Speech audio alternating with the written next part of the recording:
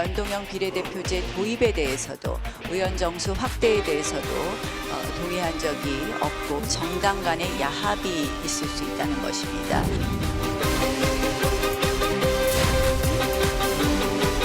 과연 제가 단식을 중단한 것이 잘한 일인가 하는 회의가 될 때도 있습니다. 검토한다고 했지 누가 도입한다고 그랬냐 상식을 벗어난 얘기를 하고 있습니다.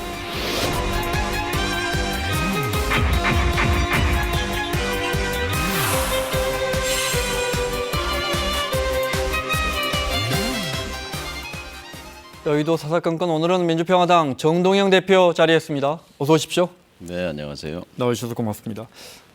선거구제 개편 때문에 장외투쟁도 하시고 열흘 가까이 고생하셨습니다. 그 다른 두 야당 대표분들은 단식했잖아요. 예. 왜 단식 안 하셨냐는 말 들으셨죠? 네, 역할을 나누어서요. 국민들께 연동형 비례 굉장히 어려운 말이거든요. 네. 이것을 알리기 위해서 1인 시위도 하고 그다음에 장외 홍보 선전전도 하고 광화문, 홍대 앞, 강남역, 청와대 여의도 앞에도 계속 다니면서, 예, 1인 시위 하시더군요. 연동형이 다른 말이 아니고요. 국민, 주권자 뜻에 연동해서 의석을 정하자는 거죠. 네. 말 나온 김에 그럼 뭐 누구보다 쉽게 설명하시는 걸 잘하시니까 연동형 비례대표제를 왜 해야 하는지 사실 이 문제를 당대표 되신 다음부터 수면 위에서 어떻게 보면 여론하는 성공하셨어요. 네, 주도적으로 이 문제를 제기하셨고 왜 연동형 비례제로 가야 합니까?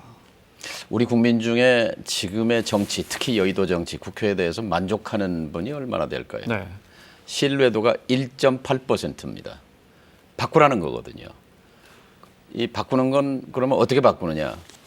다른 게 아니라 국회의원 뽑는 제도를 국민 뜻에 연동해서 바꾸자 하는 거예요. 어제 여의도에 10만 택시 기사가 모였습니다. 네. 이 생존권 투쟁이에요. 근데 거기도 지금, 가셨더라고요. 예. 네. 작년에 비해서 올해 여의도 주변의 집회 시위대가 배 이상 늘었습니다. 대의제도는 사회적 갈등을 장내로 수렴하는 거예요. 이 수렴에 실패하고 있는 거거든요. 네. 전부 머리띠 메고 확성기 들고 절규하거든요. 국회에서 안 되니까 우리가 가서 그렇죠. 이야기해야겠다. 제대로 네. 자신들의 의사를 정치적으로 대리하는 집단이 들어가 있지 않다는 거거든요. 우리 사회에 지금 공통적인 요구는 뭐냐면 내 삶을 좀 바꿔달라는 거거든요. 국민의 삶을 개선하자는 거죠. 네. 그런데 지금 여의도 정치는 국민의 요구와 상당히 떨어져 있습니다. 사람은 지금 선거 때마다 국회의원의 절반 이상이 바뀝니다. 네. 사람은 계속 바꾸는데 안 변해요. 제도가 문제가 있는 거죠. 네. 그래서 근본적으로 우리 국민 유권자들이 뽑은 만큼 그 민의가 더 충실하게 반영되는 선거구제를 만들어야겠다 이 말씀이신 거죠. 국민이 네. 주권자가 10% 정당에 지지하면 10%만큼 의석을 가져라. 20% 지지받았으면 20%만큼, 30% 지지받은 정당은 30% 의석을 가져라. 네. 40% 지지받은 정당은 40%만큼만 의석을 가져라 하는 것인데요. 네. 지난 30년 동안 제1당은 평균 38% 득표했습니다. 38% 득표했는데 의석은 절반을 넘거나 근처에 갔어요. 늘 그래왔죠. 그러니까 네. 초과 부당 의석이 있는 겁니다. 지금 자유한국당은 허망한 꿈을 꾸고 있는데요. 요 다음에 지금 하는 걸로 봐서는 자기들이 잘하면 1당 될 수 있겠다. 그러면 말하자면 거대 의석을 가질 수 있는데 바꾸기 싫다는 것이고 또 더불어민주당 역시 지금의 지지율에 취해 있어요. 이대로 가면 지지율 1등이고 뭐 40% 네. 지지받으면 과반수 의석도 가질 수 있는데 이거 포기하기 싫다는 거죠. 그런데 여기서 손해보는 사람은 누구냐? 소수 야당이 의석 몇 개를 더 갖겠다는 것이 아니라 목소리를 내지 못하는 자신들의 정치적 대리인을 보내지 못한 소상공인, 자영업자, 비정규직, 그다음 청년 세대 농민들 이분들의 목소리를 담아내는 선거제도 개혁에 실패하면 결국 국민의 삶이 개선되기가 어려운 거지요. 국민이 손해라는 말씀입니다. 알겠습니다. 자, 그래서 장외투쟁도 하시고 또 다른 두 야당 대표분들은 단식투쟁도 해서 어렵게 5당이 합의안을 마련했는데 네. 나경원 원내대표는 공개적으로 부정적인 입장을 보이고 있습니다. 자유한국당은 보겠습니다. 정당 간의 야합이 있을 수 있다는 것입니다. 한 정당은 지역구 후보만 내고 그리고 지역구 의원을 당선해 선거운동을 하고 한 정당은 일부러 지역구 후보를 내지 않음으로써 다른 정당의 지역구 후보의 당선 가능성을 높이면서 비례대표의 의석을 확보하는 방법입니다. 연동형 비례대표제를 채택했을 때 의원 정수가 무한정으로 계속해서 확대될 수 있다는 위험성이 있다는 것입니다. 의원수 이야기가 나왔으니까요. 네. 그래서 일단 저 합의에서는 10% 정도, 네, 지금 300명이니까 한 30명 정도 늘리는 걸로 잠정 합의라고 할까요?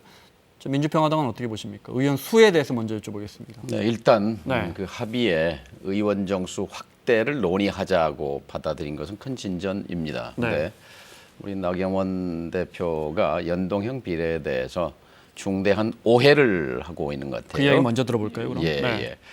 연동형 비례가 되면 무슨 야합이니 뭐니 이런 얘기를 하는데요. 사실 연동형 비례는 오래된 꿈입니다. 김대중 대통령 때부터 원했어요.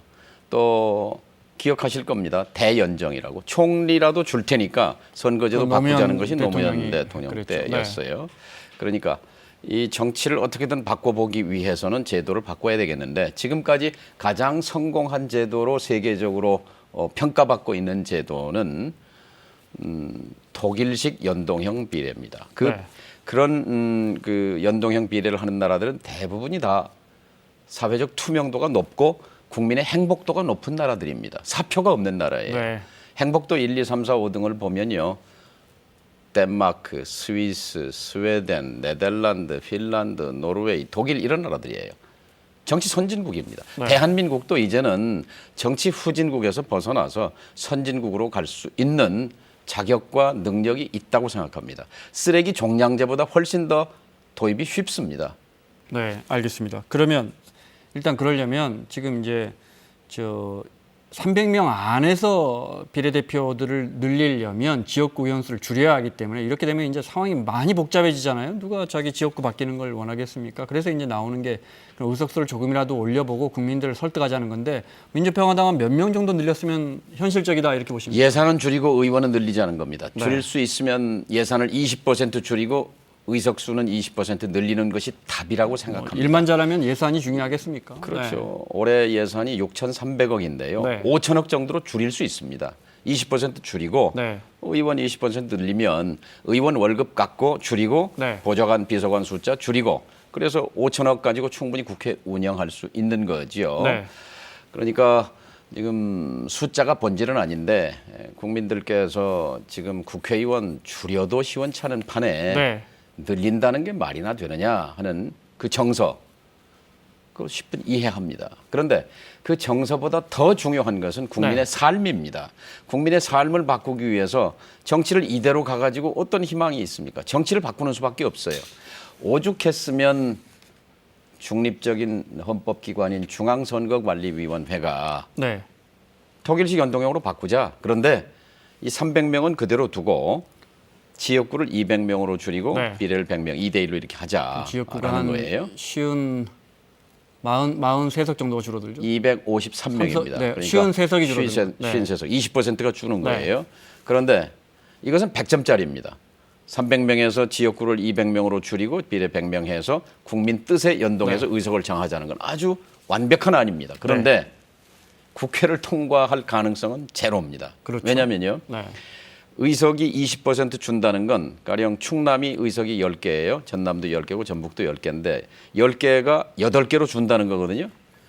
한 도의 의석이 10개에서 8개로 준다는 것은 10명 모두에게 영향을 미친다는 거예요. 지도를 두 개가 없어지고. 선곡을 다시 그려야 된다는 그렇죠. 말이에요. 네. 그럼 10명 다 반대하게 돼요. 네. 그럼 253명이 다 반대하는 안이 국회를 어떻게 통과합니까? 그래서 이건 현실성이 없는 거다. 없는 거니까 그렇다면 네. 지역구 건드리는 건 최소화하면서 비례를 적어도 100명 정도 늘려야 국민 뜻에 연동해서 그 배정할 수 있기 때문에 네. 그래서 이제 국민들께서 이해하시려면 예산을 20% 줄여라. 네. 그리고 특권도 줄여라. 그리고 숫자는 늘리면 지금 국회의원은 신분이 되는 순간 200가지가 바뀐다고 하는데 네. 귀족형 특권형이에요. 숫자가 줄어들면 특권은 더 커집니다. 늘어나면 사실은 특권은 줄게 돼 있는 거죠. 네, 그래서 알겠습니다. 예산도 줄이고 네. 특권도 줄이자는 겁니다. 알겠습니다. 거기까지는. 근데 이제 말씀하신 것처럼 국민들이 선택한 많은 표가 사표가 되고 있으니까 민의가 반영되지 않는 선거제도를 고치자고 하는 건데 어제 이제 정개특위 간사들이 모였는데 자유한국당 장제원 간사인가요? 네. 그렇게 따지면 대통령 선거도 홍준표 후보가 24%인가 제 기억에 받았을 겁니다. 이거 다 사표로 날아가는 거 아니냐. 이런 지적, 예를 들으니까 제가 이렇게 말씀드릴까요? 민주주의라는 게 기본적으로 소수 의견도 중요하지만 결국은 다수결을 따를 수밖에 없고 그렇게 되면 소수 의견은 버릴 수밖에 없거든요, 불가피하게. 이런 부분 어떻습니까? 대통령 당선은 어쩔 수 없이 1위가 대통령 한 당선되는 명이니까요. 거죠. 네. 결선 투표제가 되면 과반수를 얻는 거지만 과반수 안 되더라도 지금 문재인 대통령은 43%, 유권자의 43%, 그다음에 투표인 수의 43%, 전체 유권자의 33% 대통령입니다. 그러나 나는 지지자의 대통령이라고 말하지 않지 않습니까? 네. 전 국민을 대표하는 그럼요. 대통령이라고 말하고 네. 자 모두 함께 잘 사는 포용 국가로 가자고 말하지 않습니까? 네. 그러니까 내용에 있어서는 전체를 대표하고 또 방향은 포용사회, 포용 국가로 가는 것이 맞습니다. 그러기 위해서 자 모두 함께 잘 사는 포용 국가를 뒷받침하는 포용적인 선거 제도가 필요한 겁니다.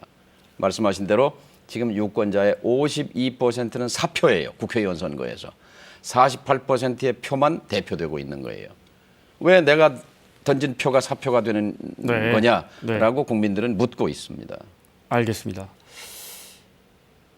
앞서 이제 의원 수를 불가피하게 어느 정도는 늘려야 되고 이를 위해서는 그러면 예산이라도 줄이면 국민들을 설득해 나갈 수 있을 것이다 이렇게 말씀하셨는데 오히려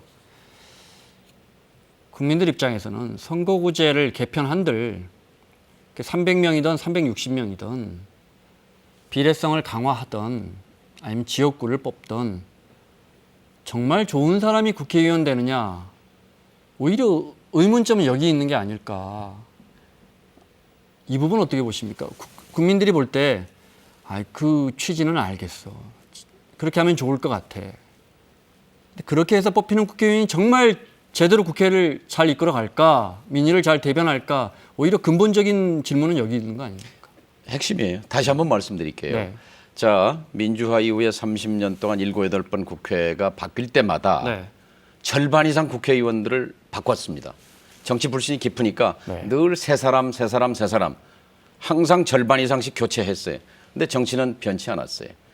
그러면 정치의 큰 두 요소는 사람과 제도입니다. 네. 사람을 아무리 바꿔도 변치 않는다면 제도에 결함이 있는 겁니다. 제도를 바꾸면 어떻게 되느냐?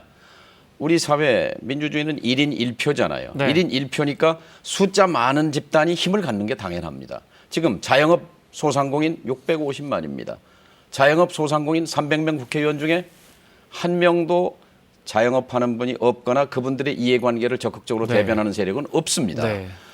자영업 소상공인 하는 분들이 그 소상공인 당을 만들어 진출할 수도 있고 또 이렇게 되면 소상공인들의 지지를 받기 위해서 기성정당들이 적극적으로 자영업 소상공인 출신들을 영입하거나 구애를 하게 될 거지요. 네. 그렇게 되면은 소상공인들의 목소리가 커지는 거지요. 그러니까 정당을 찾아다니면서 국회의원을 만나서 사정할 게 아니라 직접 정치의 주체로 등장하라는 겁니다. 농민도 농민당을 만들어서 직접 진출할 수 있는 것이고 특히 청년의 문제. 네. 청년은 지금 유권자가 1,500만이에요. 19살부터 39살까지. 1,500만이면 유권자의 36%입니다. 36% 같으면 300명 중에서 100명 이상 차지해야 하는데 네. 현재 몇 명쯤 될 것 같습니까? 현재 국회에 2명 있습니다. 30대 네. 국회의원이요. 예를 들면 북유럽이라든지 특히 덴마크 같은 나라는요. 40세 이하의 국회의원이 전체 국회의원의 네. 41%입니다. 젊은 나라예요. 정치가 젊은 나라예요. 스웨덴, 스위스, 핀란드, 네덜란드 다 젊은 정치예요. 네. 한국은 지금 우리 국민의 평균 나이는 41세인데 국회의원의 평균 나이는 56세로 되어 있습니다. 정치를 젊게 하기 위해서는 네. 청년당이 분기해야 합니다. 지금 청년들이 일자리가 있습니까? 청년들이 지금 결혼을 할 수 있습니까?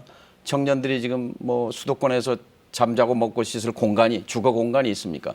이 문제를 50대 중반의 기성 정치인들이 청년의 고통을 직접 대변해 줄 수 없습니다. 청년들이 밀고 들어와야 합니다.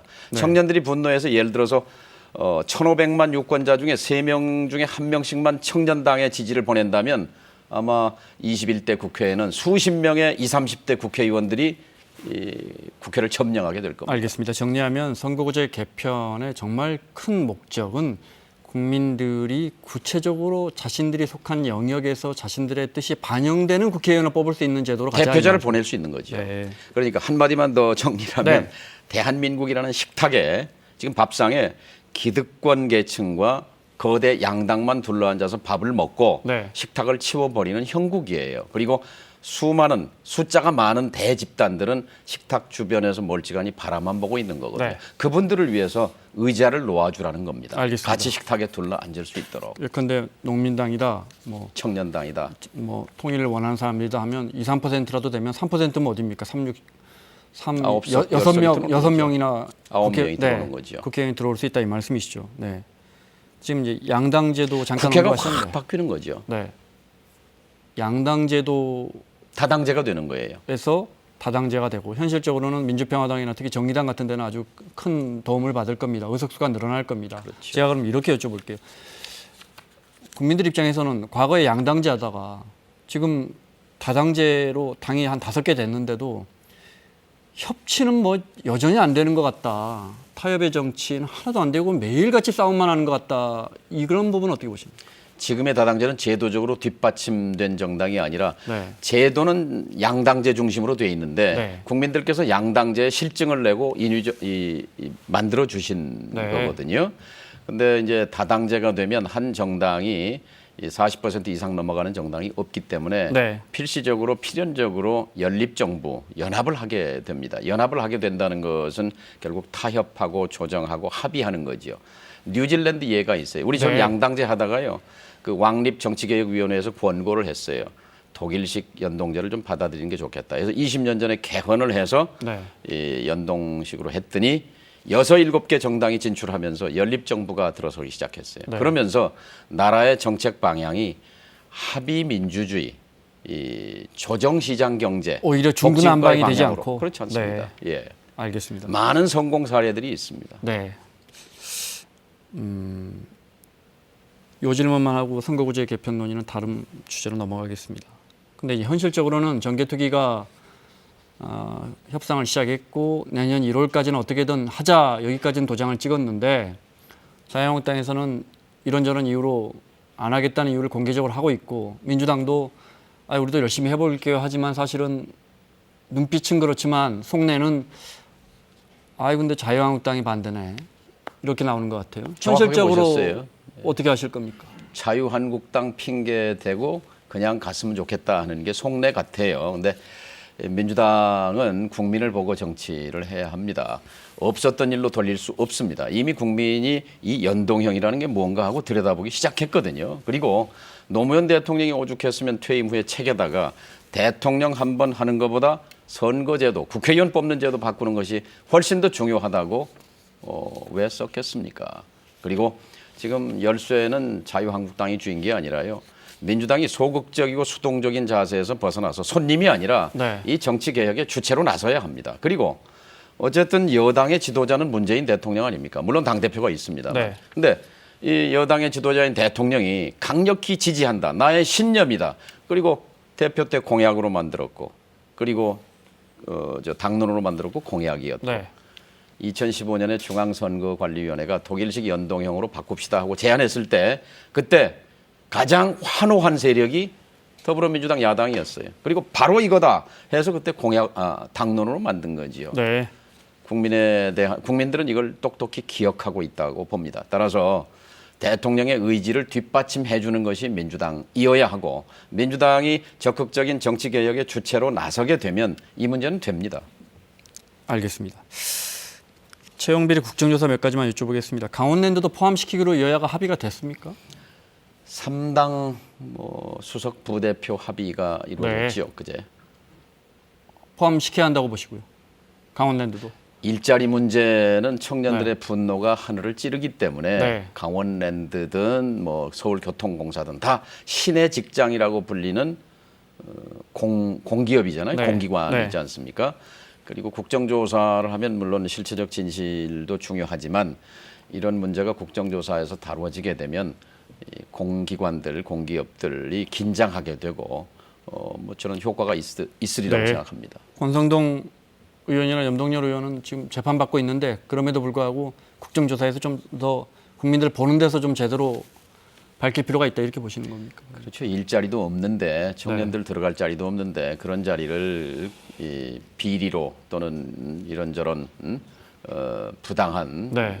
그런 채용 과정이 있었다면 그런 것들은 밝혀내는 것이 국회가 해야 할 일이라고 생각합니다. 자유한국당에서는 이 채용비리 국정조사하면 특히 박원순 시장 서울교통공사뿐만 아니라 박원순 시장이 주도하고 있는 이 서울시 안에 있는 여러 비정규직의 정규직화가 얼마나 엉터리로 되고 있는지 그래서 박원순 국정조사가 될 것이다 이렇게 얘기하고 있고 민주당에서는 이거 정작 털어보면 사실은 서울교통공사도 이권이 개입한 건 별로 없어서 돈이 오가거나 정작 이권 개입한 건 자유한국당 의원들이 더 드러날지도 모른다 이러는데 어떤 식으로 국정조사 임하실 생각이세요? 민주평화당은? 결국 사실이 신성한 거지요. 사실관계를 밝혀내는 것이고 네. 금방 다시 한번 강조드리면 이런 걸 통해서 공기업이라든지 공기관 네. 또 일반 기업도 마찬가지겠습니다만 경종을 울리는 거지요. 긴장하게 되는 것이고 채용 비리라는 게 용납될 수 없는 범죄구나 하는 네. 것을 사회적으로 깊이 인식을 시키는 것 그것이 더 큰 효과라고 생각합니다. 비리도 찾아내고 나아가서 모든 공기업이나 이런 부분에 대해서 정말 요만한 부정 비리도 있으면 안 되겠다는 경종을 울릴 수 있는 효과가 있다 이 말씀이시죠? 투명한 사회가 선진 사회지요. 네, 알겠습니다. 이 와중에 김성태 원내대표 딸의 취업 비리 의혹이 터져 나왔는데 김성태 전 원내대표는 정말 그야말로 펄쩍 뛰었습니다. 그 입장 잠깐 들어보겠습니다. 여기도 보시면 무조건 입사시키는, 뭘 입사를 시키는 겁니다. 뭘 제가 인정하지 않습니다. 우리 딸에 2011년 4월 달에 KT 계약직으로 2년 계약직으로 입사가 됐습니다. 우리 딸에 서울여대 스포츠 관련 학과에 나왔습니다. 갑작스런 지소에 그러면 그 애가 왜 밤늦게까지 매일 그 비정규 계약 기간에 매일 한 번도 밤 11시 이전에 집에 퇴근한 적이 없습니다. 뭔가 꾸린 게 있는 것처럼 이렇게 이 기사로 딸아이를 그렇게 몹쓸 애로 만든 것은 이거는 있었으면 안 됩니다. 얼마나 변변찮은 앱이었으면 좋습니다. 이 기사대로 정규직 특혜 취업시키지. 왜 그 비정규직으로 2년 가까운 시간을 이러면 안 되는 겁니다. 그리고 2013년에 이제 정규직이 되는데 보면 2012년과 계약직으로 입사할 때는 공교롭게도 문화체육관광방송통신위 상임위가 김성태 원내 당시 상임위가 문화체육관광방송통신위원회였어요. 네. 이 부분 어떻게 보십니까? 물론 양측의 주장이 너무 엇갈리는데. 네. 두 가지 측면이 있을 것 같아요. 네. 하나는 아버지와 딸은 별개의 인격체이기 때문에 연좌시킬 수는 없다고 생각합니다. 그러나 물론이고, 네. 또 오이밭에서는 갓끈을 매지 말라라는 말처럼 또 유관된 그런 우연인지는 모르겠습니다만 그 네. 부분은 좀 동료 의원분들 중에 자신의 상임위와 관련됐는데 아들, 딸이 채용된다면 다들 그 부분에 대해서는 좀 꺼려하지 않겠습니까? 지금 분위기랑 물론 이건 2012년, 11년 이야기입니다. 네. 특히 젊은이들이 힘 있는 사람들의 그런 이것도 역시 갑질에 해당되겠죠. 크게 보면 갑질에 분노하고 권력을 가졌거나 정치인이거나 고위공직자거나 하는 자녀들이 그런 부모의 영향, 부모의 배경을 가지고 좋은 자리에 취직하는 것에 대해서 극도의 분노와 좌절을 느끼는 거거든요. 그러니까 이런 부분에 대해서는 아까 공공기관 취업비리 국정조사도 있습니다만 김성태 대표도 이거 국정조사 포함해도 좋다 이렇게 말했으니까 이것까지 포함해서 조사하면 좋을 것 같습니다. 그것까지 포함해서 조사하면 좋겠다라는 게 야 3당의 이야기라고 들었습니다. 입장이라고. 그런데 민주당도 처음엔 그랬거든요. 근데 입장이 갑자기 달라졌습니다. 그 잠깐 보겠습니다. 네. 김성태 전 원내대표의 딸 채용 의혹이 불거지자 기자들이 김성태 전 원내대표 딸 의혹도 국정조사 대상이냐 이렇게 민주당 홍영표 원내대표에게 물었더니 전부 다 국정조사 대상이다 그랬습니다. 네, 이게 어제 오전 상황입니다. 이후에 김성태 전 원내대표가 보도자를 통해서 딸 KT 채용 의혹에 대한 국정조사 요구 나 수용하겠다. 대신에 문준용 씨 의혹도 함께 국정조사 추진하자 이렇게 입장을 밝히자 민주당 입장이 달라집니다. 네. 홍영표 원내대표 이야기 들어보겠습니다. 저는 이제 그 신문 기사를 확인하지 못한 상태에서 그 이야기를 했었고, 오후에 그거는 제가 국정조사를 포함시키겠다라고 이렇게 단언적으로 이야기한 적은 없습니다. 왜 그러냐면 어제 아침에 처음 보도가 됐고 저희들은 어떤 사실 확인이라든지 또 이게 정말 국정조사 대상에 포함될 것인지를 논의하지 않은 상태였거든요. 2012년 대선부터 지금까지 몇 년 동안 그 때만 되면 자유한국당에서 이 물타기로 쓰는 소재고요. 그것에 대해서는 충분하게 소명과 해명이 됐다고 생각합니다. 어떻게 보셨어요? 좀 공색한 것 같아요. 그러니까 뭐든지 정정당당한 게 좋죠. 김성태 전 대표 네. 문제도 포함하고 그다음에 김성태 대표가 얘기한 문준용 씨 부분도 여기에 포함해서 같이 조사해서 사실관계를 밝혀내면 그것은 국민이 원하는 바라고 생각합니다. 알겠습니다. 자, 오늘 나와주셔서 고맙고요. 만약에 선거구제 개편이 이대로 논의가 지지부진해지면 민주평화당은 어떻게 하실 겁니까? 어떤 식으로 돌파해 나갈 계획이십니까? 엊그제 천막을 걷었는데요. 네. 다시 천막을 치고 장외 투쟁에 나설 생각입니다. 알겠습니다. 자, 민주평화당 정동영 대표와 함께했습니다. 오늘 나와주셔서 고맙습니다. 네, 감사합니다.